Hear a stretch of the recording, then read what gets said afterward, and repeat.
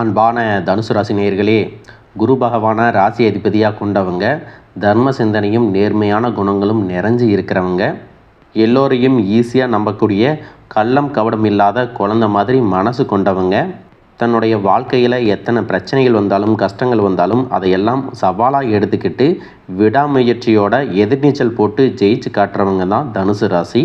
மற்றவங்களுக்கு புதிய விஷயங்களை கற்றுக் கொடுக்கறதுல ஆசானாக இருப்பாங்க. இவங்க பேசக்கூடிய பேச்சில் எப்பவுமே ஒரு தெளிவு இருக்கும். யாருக்காவது ஒரு கஷ்டம் அப்படின்னா முதல்ல போயிட்டு ஆறுதல் சொல்கிறது இவங்களாக தான் இருப்பாங்க. சுயநலம் பார்க்காம மற்றவங்க நன்மைக்காக பாடுபடுவீங்க. மனசில் ஒன்று வச்சுக்கிட்டு வெளியே ஒன்று பேச மாட்டீங்க. உண்மையான கடவுள் பக்தி கொண்டவங்களாக இருப்பீங்க.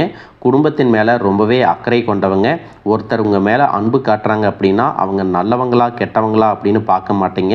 அவங்க கெட்டதையே உங்களுக்கு செஞ்சாலும் அவங்களுக்கும் நல்லது மட்டுமே நீங்கள் செய்வீங்க.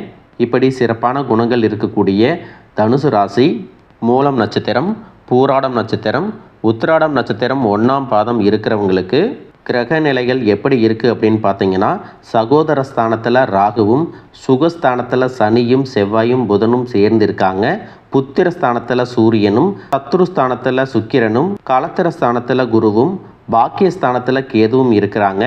இதன் காரணமாக கணவன் மனைவிக்கு இடையே புரிதலும் நெருக்கமும் அதிகரிக்க போகுது. மனசில் உற்சாகமும் புத்துணர்ச்சியும் ஏற்படும். ஆடம்பரமான செலவுகளை செஞ்சு மகிழ்ச்சி அடைவீங்க. வியாபாரம் நிமித்தமாக வெளியூர் பயணங்களால் புதுவிதமான அனுபவங்கள் கிடைக்கும். வழக்கு சார்ந்த செயல்களில் சாதகமான முடிவுகள் கிடைக்கும். வேலையில் பார்த்தீங்கன்னா எதிர்பாராத உதவிகள் உயர் அதிகாரிகள் மூலமாக கிடைக்கும். உங்களுடைய பழக்க வழக்கங்களில் சிறப்பான முன்னேற்றம் இருக்கும். அரசியல்வாதிகளுக்கு உயர் அதிகாரிகளுடைய ஒத்துழைப்பு கிடைக்கும். நீண்ட நாளாக நீங்கள் கனவு கண்டிருந்த ஒரு வாழ்க்கையை இனி வாழ போகிறீங்க. எத்தனையோ கனவுகளோடவும் எதிர்பார்ப்புகளோடவும் தான் இந்த 2026ஆம் ஆண்டை நீங்கள் தொடங்குனீங்க. ஆனாலும் பெருசாக எந்த ஒரு விஷயங்களும் நடக்கலை.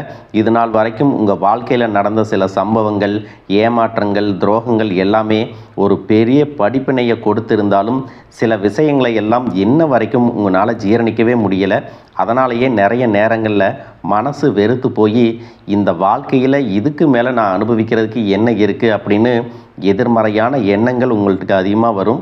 மற்றவங்களுக்காக நான் அனுபவித்ததெல்லாம் போதும், இதுக்கப்புறமாவது எனக்கு பிடித்த மாதிரி வாழ்க்கை அமையுமா அப்படிங்கிற ஒரு கேள்விக்குறியோடு தான் நீங்கள் நின்றுட்டுருக்கிறீங்க.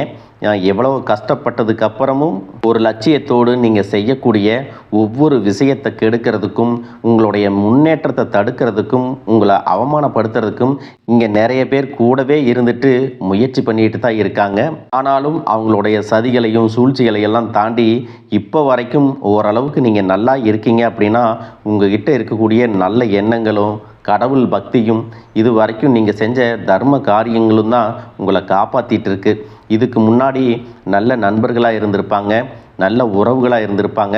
அவங்களே தன்னோட சுயநலத்துக்காக துரோகங்களை எல்லாம் செஞ்சு உங்களுடைய வாழ்க்கையை கெடுக்கணும் அப்படின்னு நினைக்கும்போது இந்த உலகத்தில் யார் நல்லவங்க யார் கெட்டவங்க யாரை நம்புறது அப்படிங்கிறது தெரியாமல் தான் நீங்கள் புலம்பிகிட்ருக்கீங்க. ஒரு வகையில் இந்த மாதிரி விஷயங்கள் உங்களுக்கு கஷ்டத்தை கொடுத்தாலும் இப்போவாவது இவங்க நம்ம மேலே எவ்வளவு பொறாமையோடவும் வன்மத்தோடவும் இருக்கிறாங்க அப்படிங்கிறத ஓரளவுக்கு நீங்கள் புரிஞ்சிருப்பீங்க.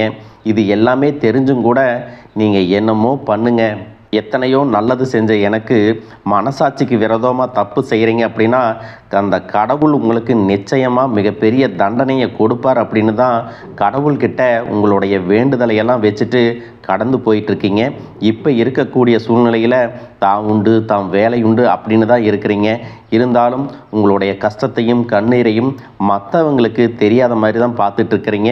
உங்களுடைய வாழ்க்கை உங்களை எப்படி புரட்டி போட்டாலும் முடக்கி வச்சாலும் நீங்கள் எப்பவும் போல் சாதாரணமாக இருக்கிறதுனால உங்களை சுற்றி இருக்கிறவங்க எல்லாருமே இவங்களுக்கு என்னப்பா ஜாலியான வாழ்க்கை வாழ்கிறாங்க, இவங்ககிட்ட என்ன குறை அப்படின்னு சொல்லுவாங்க. ஆனால் மனசில் நிம்மதி இல்லாமல் சரியாக சாப்பிட முடியாமல் அவ்வளவு ஏங்க நிம்மதியாக தூங்க முடியாமல் கூட நீங்கள் எவ்வளவு கஷ்டப்படுறீங்க அப்படிங்கிறது உங்களுக்கும் அந்த கடவுளுக்கும் மட்டும்தாங்க தெரியும். இந்த மாதிரி உங்கள் வாழ்க்கையில் திடீர்னு ஒரு பிரச்சனை, உடம்பு சரியில்லை, ஹாஸ்பிட்டலில் பெருசாக செலவு வந்துருச்சு, குடும்பத்தில் அவசர தேவைக்கு பணம் பத்தலை, பிஸ்னஸில் லாஸ் ஆயிடுச்சு அப்படின்னு உங்கள் வாழ்க்கை முடங்கிருச்சுன்னா கூட நின்று உங்களுக்கு உதவி செய்கிறதுக்கோ ஆறுதலாக 4 வார்த்தை பேசுகிறதுக்கோ அவ்வளவு ஏங்க திரும்பி பார்க்கக்கூட உண்மையான ஆள் கிடையாது. ஆனால் நீங்களாவே ஏதோ தட்டு தடுமாறி எந்திரிச்சு நிற்கிறப்போ உங்களை குறை சொல்கிறதுக்குன்னே நிறைய பேர் தேடி வருவாங்க. உங்கள் சொந்தக்காரங்க தெரிஞ்சவங்க அப்படின்னு எல்லாரும் தேவைக்கு மட்டும்தான் உங்களை பயன்படுத்திக்கிறாங்க. இதையெல்லாம் தெரிஞ்சதுக்கு அப்புறமும் மறுபடியும் அவங்களுக்கெல்லாம் உதவி செஞ்சு ஏமாறக்கூடியவங்களாக தான் நீங்கள் இருக்கீங்க. இந்த வாழ்க்கையில் எப்படியாவது முன்னேறிடணும் அப்படிங்கிறதுக்காக தினம் கஷ்டப்பட்டு உழைக்கிறீங்க. இது நாள் வரைக்கும் என்னுடைய மனசாட்சிக்கு தெரிஞ்சு நான் யாருக்கும் எந்த கெடுதலையும் கஷ்டத்தையோ துன்பத்தையோ கொடுத்ததில்லை. எனக்கு மட்டும் ஏன் இந்த வாழ்க்கையில் இப்படி நடக்குது அப்படின்னு ஆதங்கப்படுறது உண்மைதாங்க. என்ன இருந்தாலும் உங்களுக்கு இவ்வளவு கஷ்டங்கள் ஆகாது. இந்த மாதிரி பிரச்சனைகள் உங்கள் வாழ்க்கையில் வரும். கொஞ்ச நாளுக்கு அப்புறம் அது போயிடும். நிறைய நேரங்களில் பார்த்தீங்கன்னா உங்களால் எந்த பிரச்சனைகளும் வராது. ஆனால் உங்களை சுற்றி இருக்கிறவங்க மூலம் தான் உங்களுக்கு நிறைய பிரச்சனைகள் வருது அப்படிங்கிறத இப்போவாவது கொஞ்சம் புரிஞ்சிருப்பீங்க. இவ்வளவு நடந்ததுக்கப்புறம் இனி என் வாழ்க்கை மாறுமா அப்படின்னு நீங்கள் கேட்குற கேள்விகளுக்கெல்லாம் பதிலாக தாங்க இனி வரக்கூடிய கிரக நிலைகள் மற்றும் அதன் இயக்கத்தின் காரணமாக உங்களுக்கு நல்ல பலன்கள் எல்லாமே கிடைக்க போகுதுங்க. நாள் வரைக்கும் நடந்த கெட்ட விஷயத்தை எல்லாம் விட்டுருங்க. இனி வரக்கூடிய நாட்களில் உங்களுக்கு எந்த மாதிரி நன்மைகள் கிடைக்க போகுது அப்படிங்கிறத பற்றி தான் இந்த வீடியோ பதிவில் பார்க்க போகிறோம்.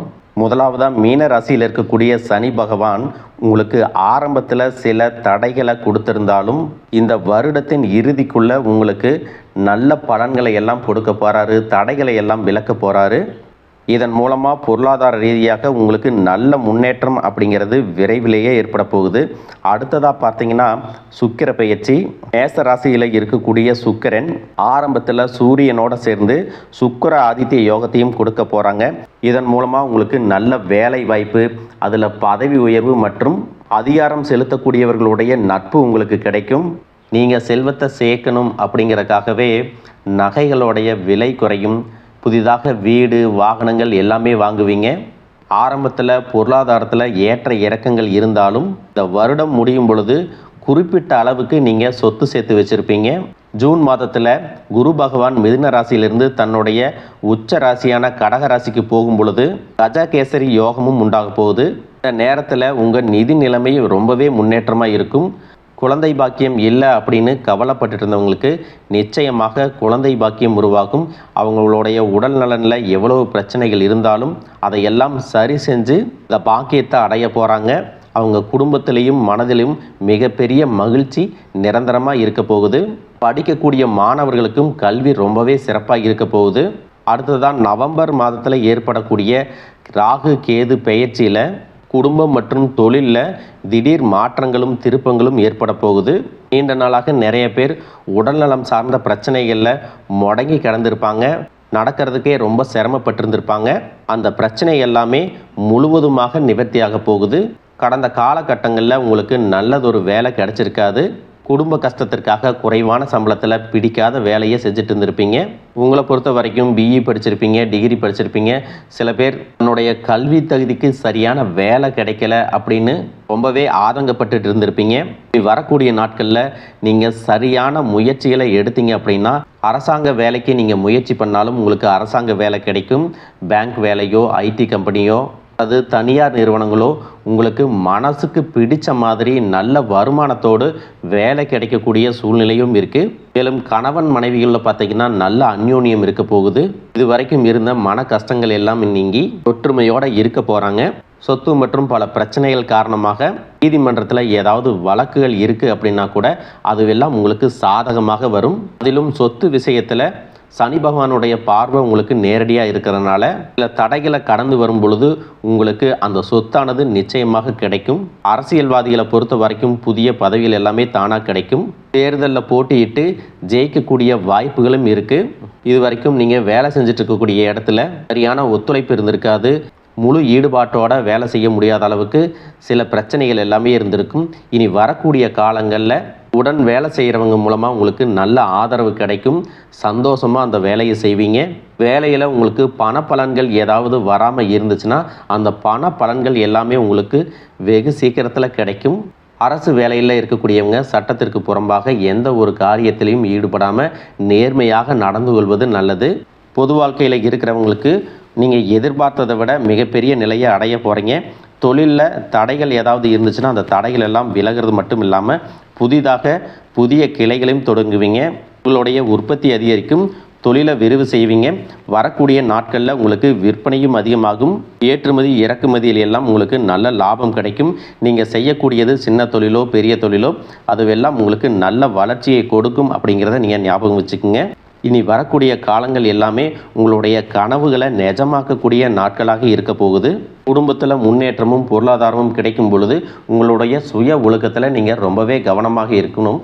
பேசக்கூடிய வார்த்தைகள், பழகக்கூடிய நபர்கள் எல்லார்கிட்டையும் எந்த ஒரு இடத்துலையும் தான் அப்படிங்கிற கர்வத்தை மட்டும் நீங்கள் வச்சுக்கக்கூடாது.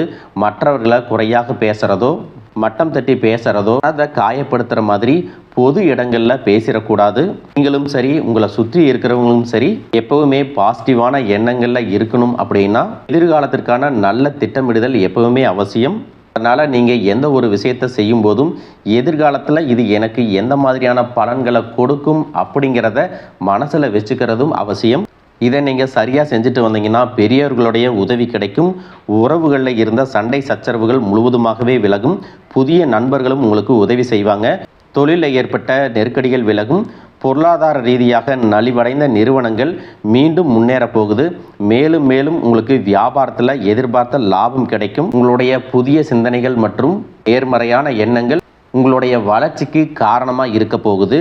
கடந்த காலகட்டங்களில் திருமணம் பார்த்தீங்க அப்படின்னா நிறைய பிரச்சனைகளும் சிக்கலுமாக இருந்திருக்கும். அதிலும் ஜாதகம் சரியில்லை, சொந்த வீடு இல்லை, வசதி இல்லை, பெற்றோர்கள் சரியில்லை, அரசு வேலையாக இருக்கணும், இந்த மாதிரி எத்தனையோ காரணங்களை எல்லாம் சொல்லி உங்களுக்கான திருமணம் தடைகள் ஏற்பட்டிருக்கும். இன்னும் சிலருக்கு பார்த்தீங்கன்னா தெரிஞ்சவங்களாலையும் நண்பர்களாலேயுமே திருமணங்கள் எல்லாமே நின்று போயிருக்கும். இந்த மாதிரி இடத்துல உங்களால் எந்தெந்த விஷயத்தை எல்லாம் சரி செய்ய முடியுமோ அதையெல்லாம் சரி செஞ்சுட்டு குரு பெயர்ச்சிக்கு பிறகு நீங்கள் திருமண முயற்சிகளில் ஈடுபட்டிங்கன்னா உங்களுடைய மனதுக்கு பிடித்த மாதிரியான நல்ல வரன் அமையும். குடும்ப வாழ்க்கை சிறப்பாக இருக்கும். உங்களுடைய வாழ்க்கை துணை அழகாக இருப்பாங்க. கை நிறைய சம்பாதிக்கக்கூடியவங்களாகவும் இருப்பாங்க. அதே நேரத்தில் வாழ்க்கை துணையை இழந்துட்டு இரண்டாவது திருமணம் பற்றி யோசிக்கக்கூடிய ஆண்கள் மற்றும் பெண்களுக்கு தன்னுடைய வாழ்க்கையில் வரக்கூடிய துணை, அவங்களுடைய பழக்க வழக்கம், ரெண்டு பேருக்கும் கருத்தொற்றுமை இருக்கா, மன பொருத்தம் இருக்கா மற்றும் தேவைப்பட்டால் உங்களுடைய ஜாதகத்தை கூட ஒரு முறை நீங்கள் சரி பார்த்துக்கிட்டு இரண்டாவது திருமணத்துக்கு முயற்சி செஞ்சீங்கன்னா நல்ல வாழ்க்கை துணை அமையும். மற்றவங்க பொறாமப்படக்கூடிய அளவுக்கு நல்லதொரு வாழ்க்கையை வாழ்ந்து காட்டுவீங்க. படிக்கக்கூடிய மாணவர்களுக்கு பரீட்சையில் நல்ல மார்க் வருமா, பாஸ் ஆகுமா அப்படிங்கிற மாதிரி குழப்பங்கள் இருக்கும். வரக்கூடிய தேர்வு முடிவுகளானது நல்ல தேர்ச்சியை கொடுக்கும். ஓரளவுக்கு நல்ல மதிப்பெண்கள் வாங்கி பாஸ் ஆகிறது மட்டும் இல்லாமல் அடுத்தடுத்த மேற்படிப்புகளும் படிப்பீங்க. காதலிக்கக்கூடியவர்களுக்கு சரியான புரிதல் இல்லாமல் போகிறது மற்றும் கருத்து வேறுபாடுகள் காரணமாக பிரிஞ்சிருப்பாங்க. இன்னும் சிலருக்கு பெற்றோர்களே காதலுக்கு தடையாக இருந்திருப்பாங்க. வேறு ஜாதியாக இருக்குது, நல்ல குடும்பமாக இல்லை, வசதி இல்லை அப்படின்னு ஏதாவது ஒரு காரணத்தை சொல்லி பிரிஞ்சிருந்திருப்பாங்க. ஆனால் இனி வரக்கூடிய காலங்களில் நீங்கள் உண்மையாக உங்கள் காதலை வெளிப்படுத்தும் போது அந்த காதல் கண்டிப்பாக உங்களுக்கு கை கொடுக்கும். வீட்டில் சொல்லும் பொழுது பெற்றோர்களே உங்களுடைய காதல் திருமணத்தை நடத்தி வைப்பதற்கான வாய்ப்புகள் இருக்குது. சிலருக்கு பார்த்தீங்கன்னா சின்ன வயசுலேயே தன்னுடைய வாழ்க்கை துணை இழந்திருப்பாங்க. சிங்கிள் பேரண்ட்டாக தன்னுடைய குழந்தைகளை கவனிச்சுட்டு இந்த வாழ்க்கையை வாழ்கிற மாதிரி இருந்திருக்கும். ஆரம்பத்தில் உங்களுக்கு இது போராட்ட காலமாக இருந்தாலும் தன்னம்பிக்கையோடவும் சுயமரியாதையோடவும் இந்த சமுதாயத்தில் வாழ்ந்து காட்டுவீங்க. இதில் போலியான நபர்கள் உதவி செய்கிறேன் அப்படின்னு உங்களை ஏமாற்றக்கூடிய சூழ்நிலையும் இருக்குது. அப்படிப்பட்ட நபர்களை நீங்கள் சரியாக அடையாளம் கண்டுபிடிச்சு அந்த மாதிரி நபர்களை உங்களுடைய வாழ்க்கையில் என்றைக்குமே அனுமதிக்கக்கூடாது. எந்த ஒரு எதிர்பார்ப்புகளும் இல்லாமல் எப்பவும் போல் உங்கள் கடமையை செஞ்சுட்டு உங்கள் வாழ்க்கையை நீங்கள் வாழ்ந்துட்டு வாங்க.